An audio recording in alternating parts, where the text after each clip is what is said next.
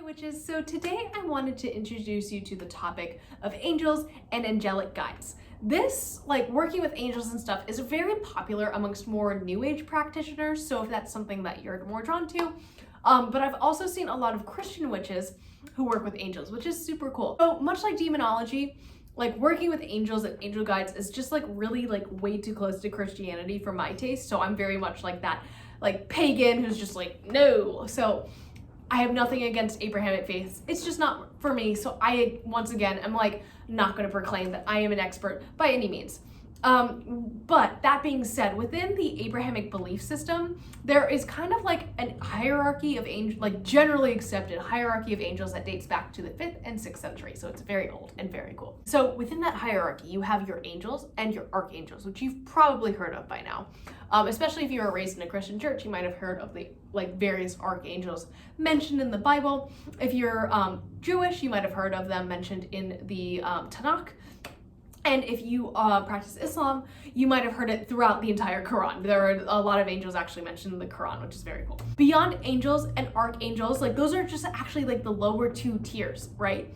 You then have powers, virtues, dominions, thrones, cherubim, and seraphim. And when we think of angels, I'm sure we can kind of picture that person with wings, and a halo, and etc. But in reality, most of these are actually absolutely terrifying to behold. So when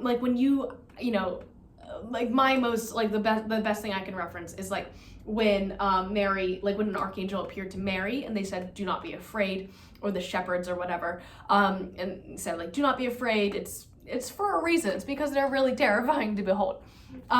Some show themselves as flaming wheels. Others have 6 wings covered in hundreds of eyes, and they kind of surround God singing songs and stuff. So, it can be, it's not just the beautiful white person with wings. That's not what all angels look like. And in fact, the fact that they are depicted as only white people is very problematic.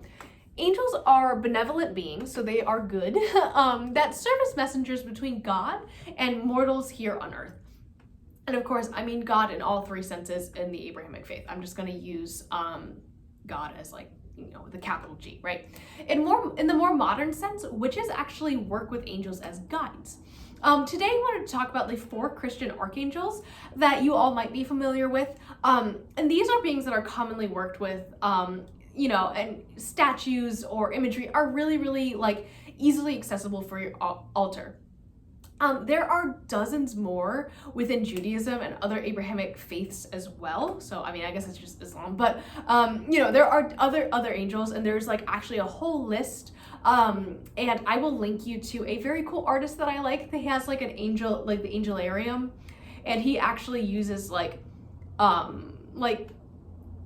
descriptions of angels, but he kind of creates his own art. It's really, really beautiful. And honestly, even though I don't work with any angels at all, and again, I don't really practice Christianity, his art is really beautiful and I love all of it. So anyways, the 4 I'm going to talk about today are more commonly known, and I wanted to chat about them because they are commonly worked with by witches from all walks of life. So I hope that's okay. The first angel I wanted to talk about today is Michael. And Michael is known in the Old Testament as the protector of the Israelites.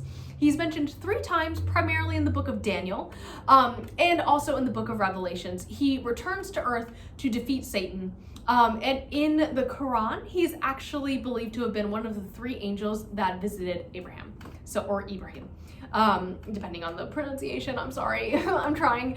Yes, specifically Saint Michael is often evoked to, protect the person who is calling on him. So he's a protector, a protective spirit. So the next angel I wanted to talk about is Gabriel, and he is seen as a guardian over the Israelites, right? So he actually also appears to the prophet David in the book of David to help explain the visions he's having and interpret them. In the Bible, he is actually the angel who appears to the Virgin Mary to tell her of Jesus's birth, or the fact that she's pregnant with the Son of God. He is also said to have appeared to Muhammad, and in the first 5 verses of the Al-Alaq, sorry if I'm mispronouncing that, I'm so sorry. But it is said to, those 5 verses are actually said to have been told verbatim from Gabriel to Muhammad. So I think that he is definitely like the one that like is communicative between God and mortals like the most. Does that make any sense? Like I think he's like the one who like really is talked about across all three faiths, and is very important for that communication, if that makes any sense. I hope I'm making sense. I hope you're understanding what I'm saying, but yes, Gabriel. So number 3 is Raphael, and if you're coming from a Protestant Christian background, you may not have heard of this angel, but basically his name means God has healed. And it is said that he was sent with Michael and Gabriel, and notably saved the person named Lot from death at the fall of Sodom and Gomorrah. So if you guys remember that, basically I believe Lot's wife turned into a pillar of salt, if I'm remembering things properly. Sodom and Gomorrah were basically 2 cities full of sin, and God struck them down. There's a lot of stuff that was in there. Read the Bible if you're interested, or the Old Testament, really is what I should say. In Islam, Raphael is thought to be the angel who blows the trumpet, signaling the day of resurrection, though is not technically mentioned by name. Number 4 is Uriel, and he's generally worked with in the Gnostic Judeo-Christian traditions and is representative of the 4th cardinal direction. So each of the other 3 that I mentioned are associated with different directions. And he's kind of like, I feel like he's kind of tacked on to give that 4th cardinal direction, because he's primarily mentioned in apocryphal texts, but I thought he was worth mentioning. In some Episcopal traditions, which is the one that I am from, like that's the one that abused me the hardest, and it's where I grew up and was like kicked out and eventually was disillusioned, but whatever.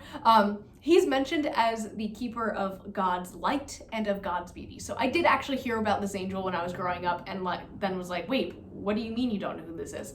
So yeah, these are like the 4 main angels that are talked about like the most, but there are like dozens of them.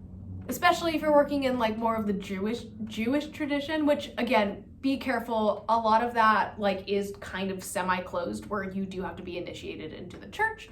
I learned a lot about some of that stuff because my mother's Jewish, so we kind of like, we didn't just do Easter, we also did Passover and stuff like that. So I was introduced to that, but like we didn't really like we weren't kosher or anything, you know what I mean? So, yeah, I hope this was good. I hope I didn't disrespect anybody. I'm always like really like nervous to talk about Abrahamic religions just because it's so, like, I have so far like divorced myself from it. I'm like, I have blinders on a little bit, and I just don't want to offend anybody. So if I got anything wrong, please let me know, please, like, you know, and I will go back and do like an addendum to this video.